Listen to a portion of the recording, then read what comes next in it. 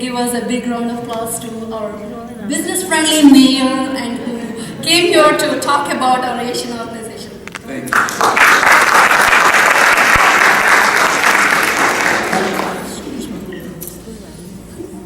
That's all right.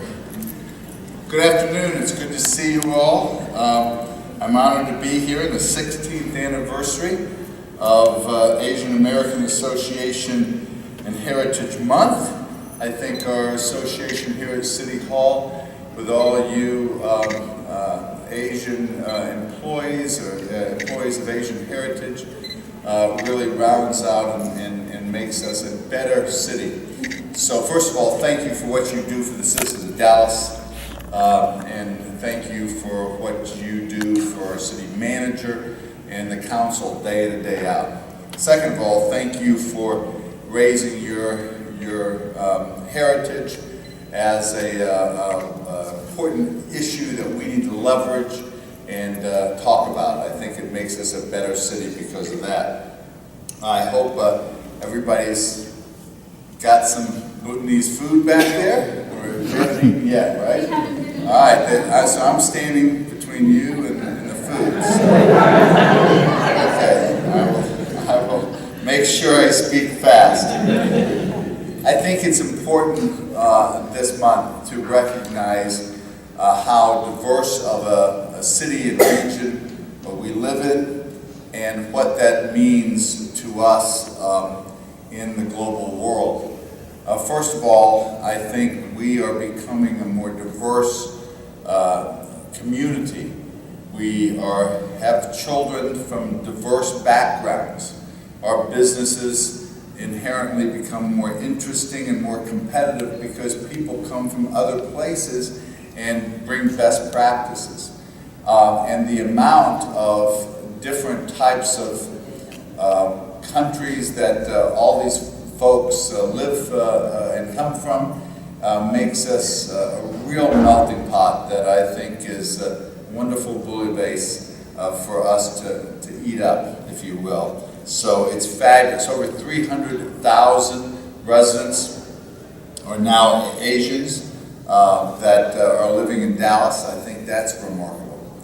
Now, so what's that mean? Well, first of all, we've got so many of those folks that have relations around the world, and they are talking about to their families about what Dallas stands for and what it means to Dallas. So we've got hopefully great salespeople to tell other people to come to Dallas and to grow and to really help us build our great city. If we don't do that, if we're not giving those people a good experience, we get bad press all around the world. So we've got a tremendous opportunity to be on the world stage, and at the same time, it's a tremendous responsibility, a moment of truth in dealing with these citizens. Second of all, it's a greater challenge to us as we provide city services to those communities, those businesses. We need to make sure that we customize services to folks that maybe speak a different language and have different cultures.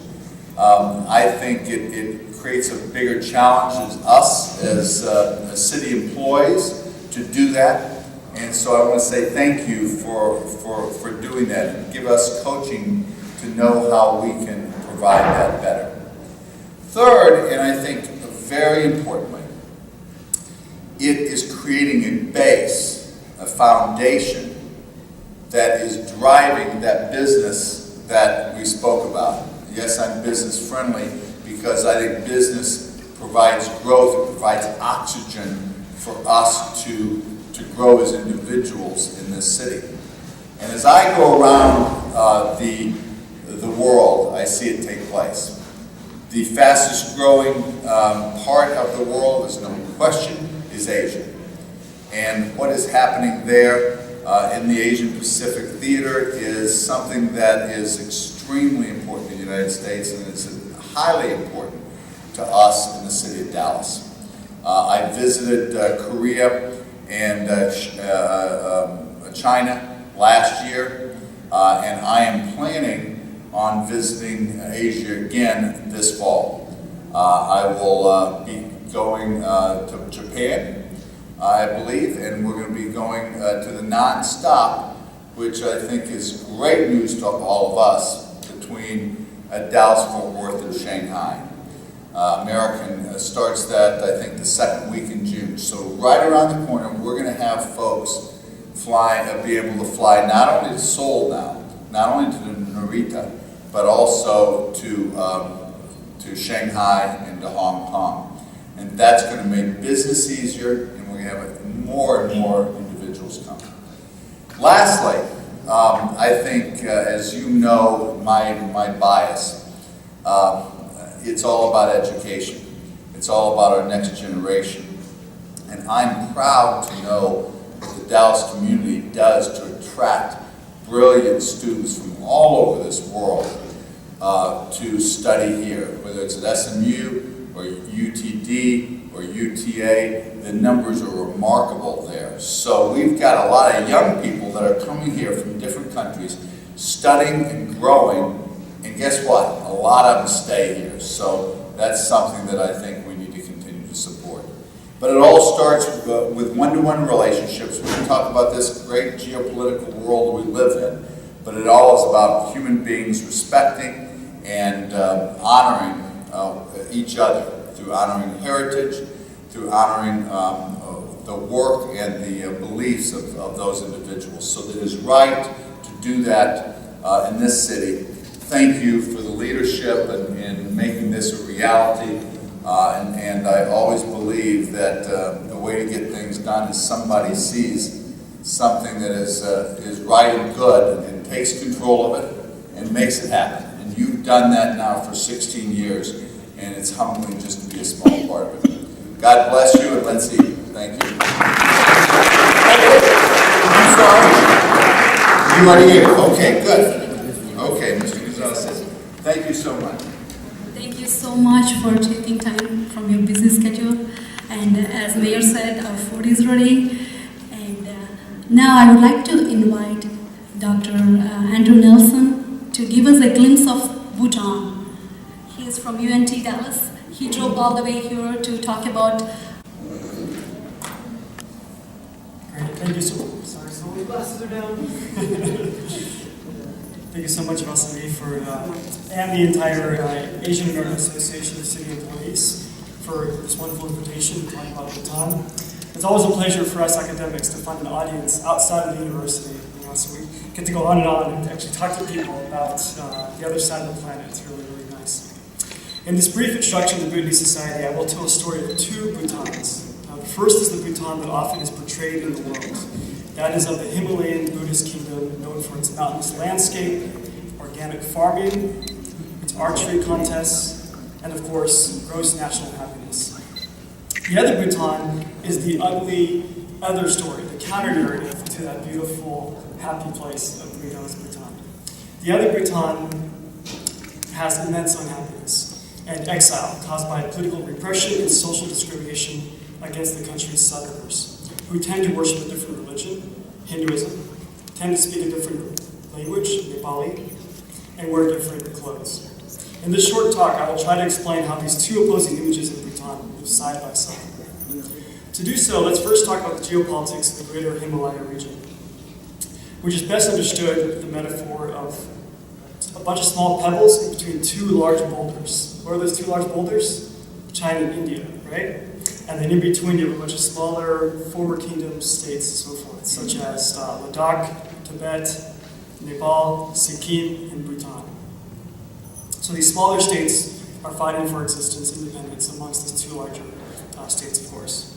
But unlike Tibet, Ladakh, and Sikkim, who became colonized or incorporated within China and India, Bhutan and Nepal have managed to remain independent of China and India.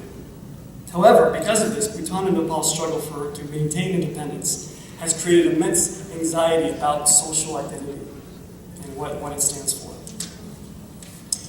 So until very recently, Nepal defined that identity according to Hinduism, a Hindu king, a Hindu state. It's no longer the case, but until 2008, they were a Hindu state. Bhutan, of course, on the other side, takes Buddhism as its point of independence and unique identity. Buddhist king, Buddhist state, right? So Bhutan's official history starts in the 7th century when Buddhism came from Tibet to Bhutan. And until the 17th century, Bhutan consisted of a bunch of one-valley kings who ascribed to different schools of Tibetan Buddhism and reigned over small mountain valleys. Then a Tibetan monk turned migrant unified the country in the early 1600s according to the Drukpa Kagyu school of Tibetan Buddhism, essentially turning Bhutan into a theocracy very similar to what the Dalai Lama represented in Tibet. That sort of theocracy would rule for 3 centuries, until 1907, when the theocracy shifted to a hereditary monarchy, in large part due to the British colonial influence, granting good favor to the Wangchuk family, who became the kings for the next 100 years, and still the king. So as long as the British were in India, they controlled the foreign relations of Bhutan. They said, we'll take care of everything outside of Bhutan, relations with India and the rest of the subcontinent, and you can take care of everything internally. And of course, in 1947, when India became independent and the British left, India became kind of a big brother role, controlling the external relations of Bhutan, while allowing some sort of sovereignty internally. So for this internal policy of Bhutan can best be described in the 20th century as cautious modernization. For one, this meant immense restrictions on outsiders. Tourists were not allowed to enter Bhutan until 1974. Even today, it's very hard for non-South Asians to enter into Bhutan. You have to pay $200 a day as an American citizen just to be in Bhutan. Second, the government did not allow TV or internet to enter the kingdom until 1999. And third, and most significantly, cautious modernization meant slow steps towards democracy. The monarchy ruled the country absolutely until 1998, when a national assembly was selected to guide the country's affairs. In 2008, Bhutan